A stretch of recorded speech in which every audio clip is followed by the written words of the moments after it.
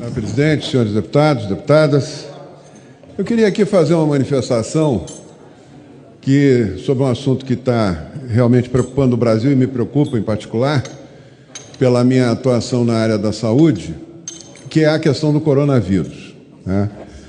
Eu quero manifestar aqui minha preocupação com o pânico que está se tentando disseminar na população em relação a essa epidemia, né?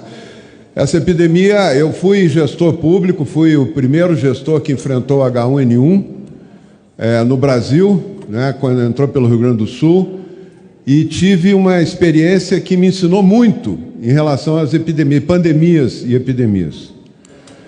Os vírus obedecem a um padrão de contágio semelhante, uns pouco mais, contagiam um pouco mais rápido, outros contagiam um pouco menos, têm ações diferentes como o vírus, mas eles têm um padrão que nos permite prever como é que vai acontecer uma epidemia.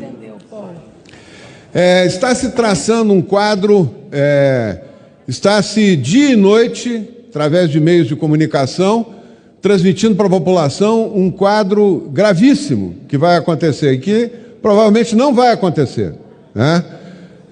Mas está se assustando muito a população, né? E com isso está se tendo um impacto grande na economia.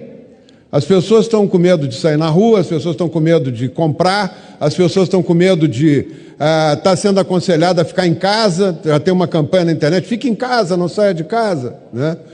E eu quero dizer que isso não vai interferir na evolução da epidemia.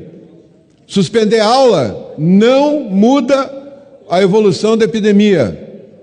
Eu tenho os trabalhos publicados, são 5 trabalhos, se eu não me engano, em todas as pandemias que ocorreram, principalmente nas últimas, sobre suspensão de aula e resultado da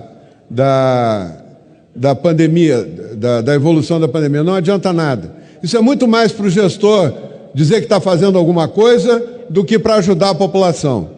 Eu acho que tem que ter equilíbrio, tem que se parar de botar medo na população, dizer que isso é uma epidemia viral, que segue um padrão que as outras seguiram.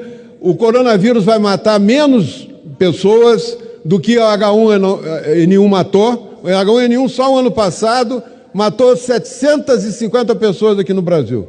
750, 2 por dia, e ninguém falou nada. Não saiu uma notícia no jornal, não se fez transmissão 24 horas para assustar a população. Essa epidemia ela está agraçando com mais intensidade nos países frios, nos países quentes ela vai ser mais branda, tudo indica que será mais branda.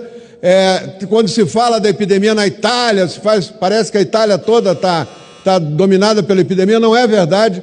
O risco da Itália é uma região da Itália, que é a Lombardia, onde se somou uma epidemia de H1N1 com a epidemia do coronavírus, e onde tem uma população idosa enorme, maior que a do Japão, proporcionalmente à população da Lombardia. Então, são coisas muito específicas. Tem governantes querendo parar tudo, botar todo mundo de quarentena em casa, até para resolver o problema político deles, e para mostrar que estão fazendo alguma coisa, inclusive em período eleitoral. Tem que ter comitê científico, tem que ter pessoal, os infectologistas, os epidemiologistas, orientando os prefeitos, os governadores, não é um absurdo fechar shopping, é um absurdo proibir transporte coletivo.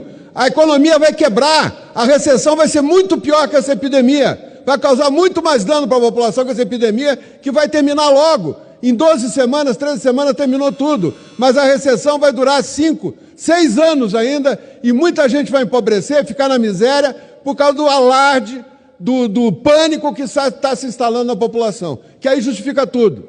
Esse decreto de calamidade do presidente, ele é importante, porque ele trata não da epidemia em si, ele cita a questão da epidemia, mas ele trata da questão econômica.